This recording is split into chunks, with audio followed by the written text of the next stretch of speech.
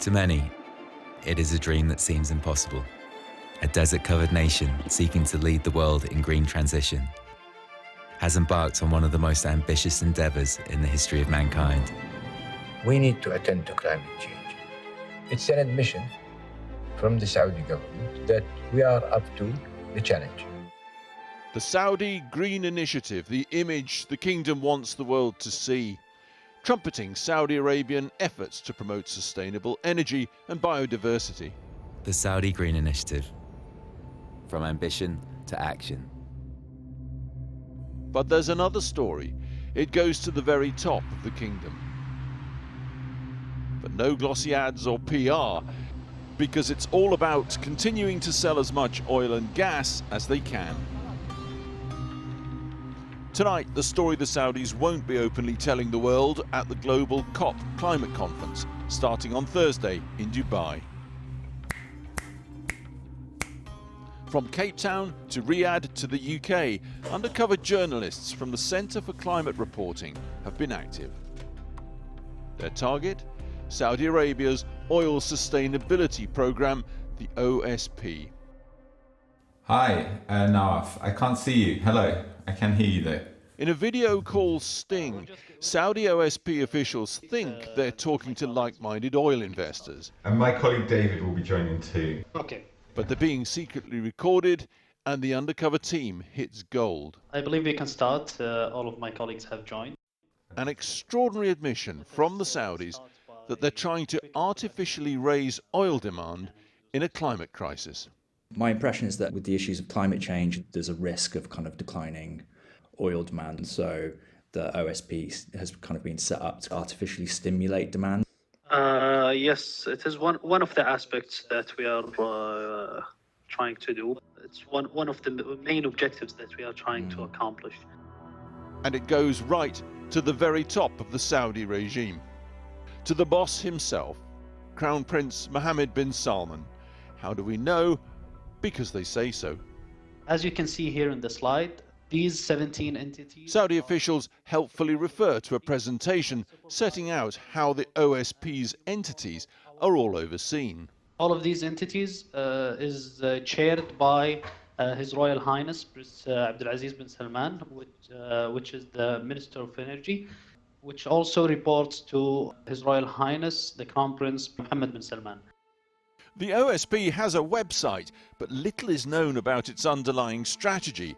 It says its ambition is to create opportunities and applications for hydrocarbons, while ensuring hydrocarbons remain part of the global energy mix in the most efficient and sustainable way.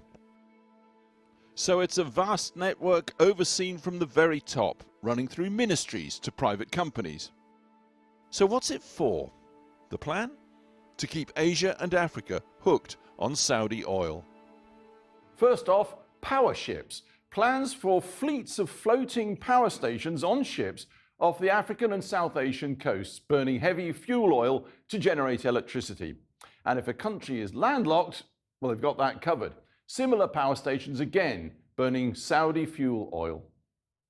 OSP objective is to facilitate investments in marine power ships in Africa to accelerate electrification efforts in targeted countries. Not a word about wind or solar. Second, a new generation of cheap petrol cars as well as buses and planes to be targeted on Africa. We're talking about diesel, gasoline and jet fuel. We also work to increase the availability of low-cost internal combustion engine cars there. All of this endorsed not just in the undercover sting operation, but here at this members-only conference in South Africa this year. Leaked recordings obtained by the undercover team show Mohammed Al-Taya, the OSP director himself, praising the strategy. We have an effort to introduce low-cost cars into strategic markets where individuals don't have the ability to purchase the cars. The Saudi presentation talks about fleets of petrol and diesel vehicles to capture the increasing gasoline-diesel demand. Plans for new cheap petrol cars with mass marketing to give an oil uplift for the kingdom. So you might say, what's wrong with Asia and Africa having what we have? Well, the answer, say scientists, is that super-rich countries should be enabling developing nations to get not what we have, but what we want: clean, cheap, green energy. The Saudis know a quarter of all oil becomes petrol and diesel. During the Undercover sting, they revealed how they want to counter the growth of electric vehicles. EVs are being favored in terms of subsidies and regulatory advantage, especially in regions like in Africa. So what we are working on is to increase internal combustion engine technological adoptions. So we know the Saudi plan is to continue doing business as usual where they can, climate crisis or not. We know they want to flood Asia and Africa with petrol and diesel vehicles, but there's much more. On top of all that, the Saudis are now planning a global rollout of supersonic aviation, stressing the fact that it uses a lot more fuel.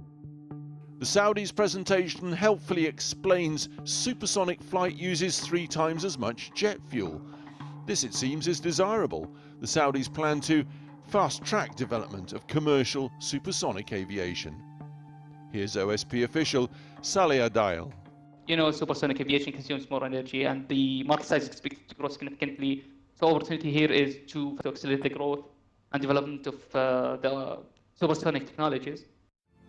تغوص بين الرمل، تحفر الصخر ليتدفق بئر الخير بسائل يشكل الحياة. So supersonic aviation, just one of almost 50 OSP projects expanding oil demand, and they're serious. Take Africa. The Saudis already have agreements with Senegal, Chad, Ethiopia, Nigeria and Rwanda. Channel 4 News approached Saudi officials for comment, but they have not responded. Science demands the coming COP climate summit must begin the end of our addiction to oil and gas. But will it happen? Just 2 years ago, in a memorable moment at the Glasgow Climate Summit, Saudi Arabia's energy minister was asked a simple question by a reporter. So you see, do you agree that fossil fuels are the main driver of global warming? No, I think there will be a good way forward. That answer, a flat denial of science, of physics. Next week at the COP Climate Summit, the Saudis will literally set out their stall. In public, green initiatives, but alongside it, a vast global network designed to burn as much oil globally as they can, for as long as they can.